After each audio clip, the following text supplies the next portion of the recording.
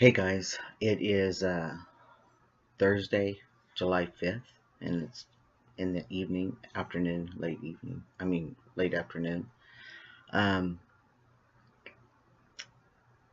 I have some things to share, some thoughts, something that I have been experiencing for the last year and a half. And I want to share the process of what I've gone through emotionally and mentally and physically through this. Now, I have touched bases about this in my previous videos, but we're going to go into a little bit more depth and what has happened and how my mind has been affected and how my body's been affected. And I'm doing this video because a lot of us older guys, by the time we're able to transition or even think about transitioning, even know about transitioning, we pretty much have lived a very stressful lives, emotional lives, not being our authentic self, which inhibits us to be free. And anyway, depending on how your upbringing is, other things have added to that stress. So by the time we get to this age, a lot of us suffer from chronic illnesses such as autoimmune diseases, inflammation in the body. Some has gone as far as getting diabetes type 2. Some deal with high blood pressure and things like that.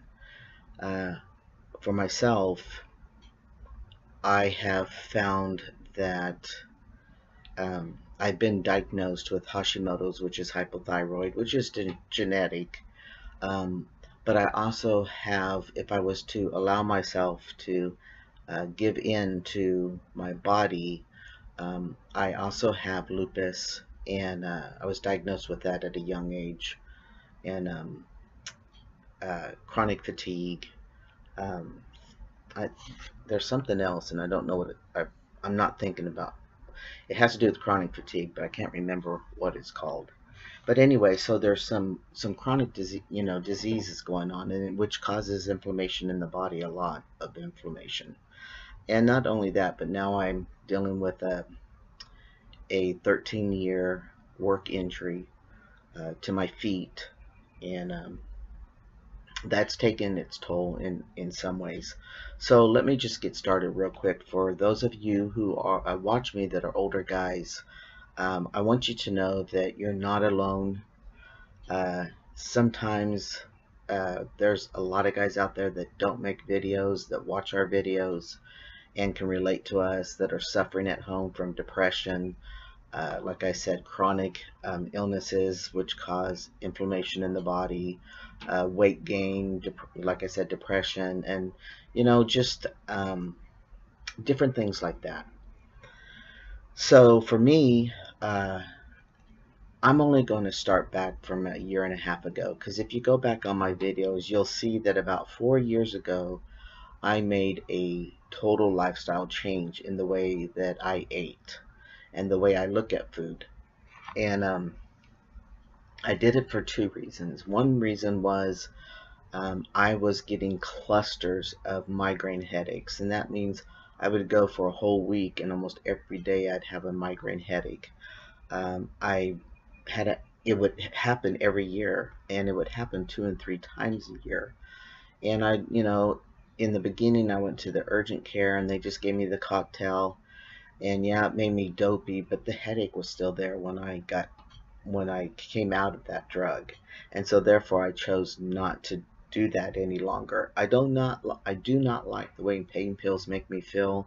Part of that probably is because there is addiction in my family, and I don't want to go there. I don't want to get close to that.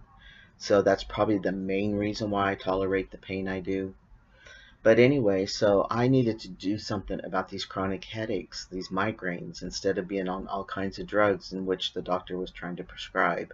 Send me to pain management, sent me to a neurosurgeon, told me, that it's probably genetic. My dad had him. He used to get him so bad he'd pass out from the pain. So I said, I'm just not going to accept that. So when I found out Kaiser was going to cover transgender surgeries, that's when I decided to go for my phalloplasty, and I decided I need to change some things in my body, in my way of thinking, so that I could be as healthy as I possibly could with it, given the illnesses I had against me, um, and be prepared for that surgery. So I had about a year before I had the surgery, and what I did basically is I started off with a book that's called the John Gabriel Method. If you go back, you'll see it. I show the book on the video. And I started researching Food Matters. It's a documentary, and I just did a lot of research. And what I found for me was Tony and I were going to, my wife and I were going to start juicing. And the reason why I decided to start juicing was because, number one, I knew that our bodies would get all the nutrients straight to our blood system, our digestive system. It would absorb through the body faster, and no matter what we ate for the day, we had our nutrients. Number two is I added salads for lunch, and that's what I do. I eat live food for lunch. There's times where I will use a vinaigrette dressing. There's other times I use Bob's Big Boy blue cheese dressing. I do add feta cheese or blue cheese to it. I put lots of pumpkin raw seeds and raw sunflower seeds in it. I use frozen berries, and I'm a big purple cabbage person, so my base is purple cabbage. Once in a while I put romaine lettuce in it, but mainly it's the coleslaw stuff, shredded carrots, cabbage, that kind of thing. Um, and then we eat pretty balanced. We cut out processed foods. Our pantry is now empty from any foods, in which we are stocking it with canned food that is not packed in preservatives. It's just water in case of an emergency, something like that, that we have that on hand. Uh, but other than that, really, we cut out the refined sugar. Um, the only thing I use that's pre-made is a spaghetti sauce, and I buy the organic basil tomato sauce, and I don't use a lot of it. Um, and we do buy the pasta that's made from vegetables. So that's basically kind of how we eat. We have our meat, and we have our vegetables, and we don't eat potatoes anymore just because of the high glycemic, even though they're packed with a lot of good carbs and stuff, just because of the sugars in the potato. Uh, we do consume yam, and you say, well, Ethan, yams are sweeter than potatoes. Well, but yams don't raise your glycemic index level, the sugar level in your bloodstream. So those are some things that I changed about 4 years ago. And within about a year, I lost about 20 something pounds, and not trying. And I didn't have a lot of loose skin. It was my body tightened, formed to the loss. And then I had my phalloplasty, and everything went good. I made good choices while I was up there still. And after that, I made good choices. And then about a year after that happened, my stepdad got really sick with his arteries throughout his body started closing, being blocked, and he was going in for stents, and he was going in, to have roto-rooter do his veins basically everywhere, in his legs, everywhere. And then he got really bad, really bad. And I was his chauffeur. I was the sounding block for him and my mom in this medical situation. And then I think it was August of 2016 that his legs were blocked so bad he started getting sores in his feet because there was getting no oxygen to him. So the doctors prescribed him to go to these oxygen chamber treatments, and it's just like that. It's just like a MRI tube that they go into, except for it's glass. You can see around you, so you don't feel closed in. And he would be in there for 4 hours, 4 hours, 4 hours, yeah, 4 hours. And I would basically sit and wait for him there because it wasn't worth me going clear home, getting involved in something, and then having to go get him. And I needed to be there in case something happened anyway. So that I did for 10 months. What I learned in that 10 months was he was a negative person. When you talked to him, he talked positive, but the next day it would be the same conversation again. You would have to try to encourage him, and I did that over and over in the beginning. And then finally I started just getting frustrated and started saying, we've had this discussion. I started getting a little bit more short with him. Uh, but, and I don't feel guilty for that now, even though he's gone. Um, but anyway, what I found is that I needed my dopamine, and and I found that eating gelato was my release, and I did not just eat a serving of ice cream. The Breyers tubs were like this big, yeah, like two pints or whatever those are, pints, yeah. Um, and I'd eat the whole thing, and every weekend that's what I would have. Well, I knew I was doing wrong. I was eating the processed sugar. My body was in overload. My mind was in overload. Um, I had to do wound care on him every day. It got to where he had MRSA 4 different times, and I had to do IV antibiotics through a PICC line. So it was a real, real stressful time. He passed away, ended up passing away the following May, just when all the wounds were healed. But his body clogged up again, and they just couldn't do it this time for him. So it has taken me this year, a year, to really. I stopped eating ice cream when I noticed I was having issues, but I still would eat sugar stuff, and it's taken me a year really to come away from that, to find myself again, and I've really been trying. I've talked in my videos about how I've, got it, what I've got to do, and yeah. So now I'm here, and I am 25 pounds heavier. We had the family over yesterday for a barbecue, and my wife has been telling me that I walk hunched over, that my posture has changed. I said, no, I'm walking all right. I feel like I'm walking all right. And she took a couple pictures of me barbecuing. And even though I knew I gained the weight, I did not realize how I looked.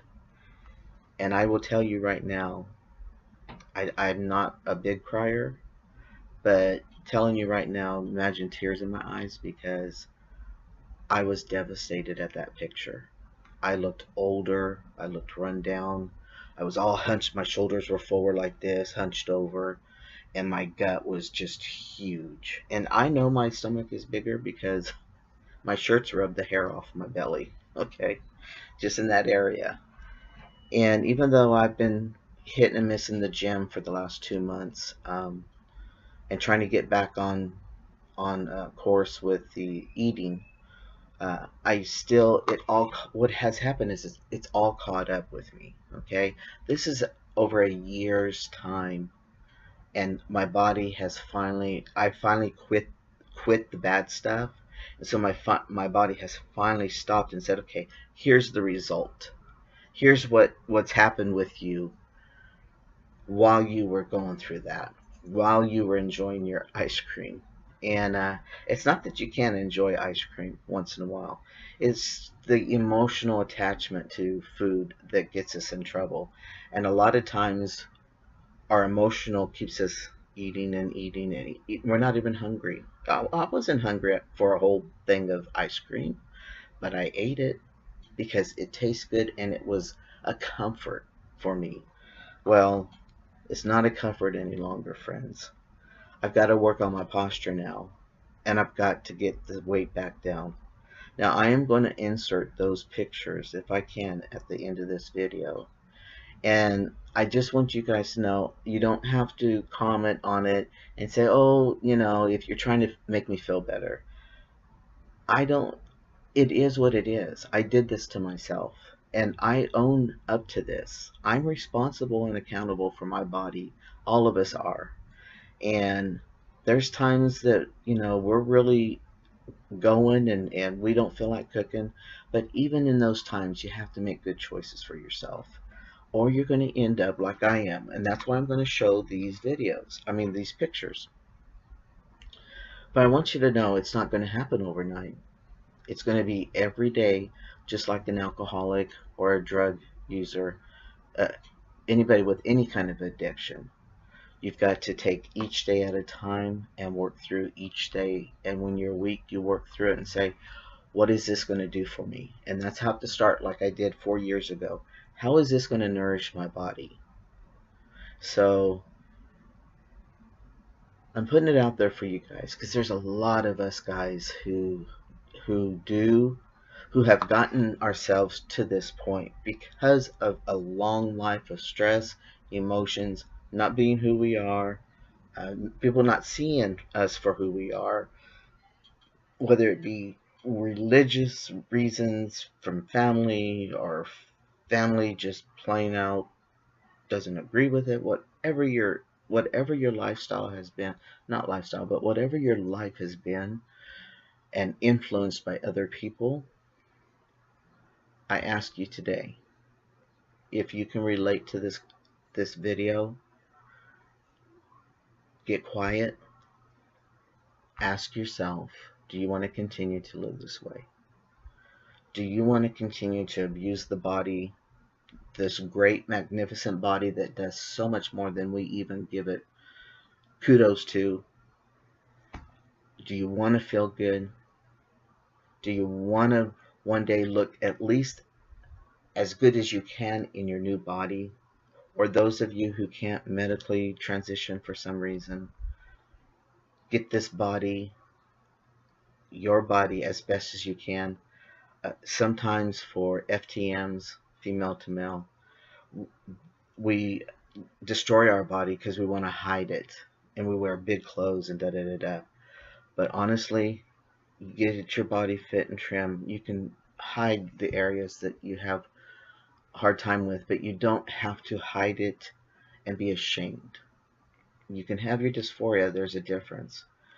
But you got to feel good about yourself when you look in the mirror. And if you can't medically transition, that's the best next thing to it, is at least to feel good when you look in the mirror. And know that you're doing everything you can in the circumstances that you're in.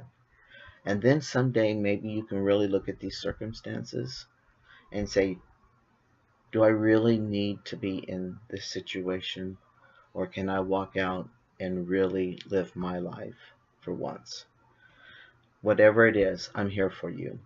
But I'm asking all of you that watch these videos that can relate to autoimmune diseases, inflammation in the body, um, depression, anxiety. Let's take it one step at a time. Just make one little change. Don't take food away, okay? Don't take anything away. Add. I'm asking you just to add a salad. Don't buy the round lettuce. Buy romaine lettuce, cabbage if you like cabbages, kale if you like kale, spinach if you like spinach. Get all the dressings that you like, put them on there, and chew the salad good. Take your time and enjoy it, and know that every time you take a bite of that salad, you are feeding your body the nutrients it needs, just as if you would a child who needs to be taken care of and nurtured through the young years where he or she cannot do it by themselves. This is your body. This is your child. So that's all I'm asking you. We'll deal with the emotions later in another video, because this one's pretty long. But anyway, take it one day at a time and always make your journey as simple as possible. We'll talk to you later. Bye.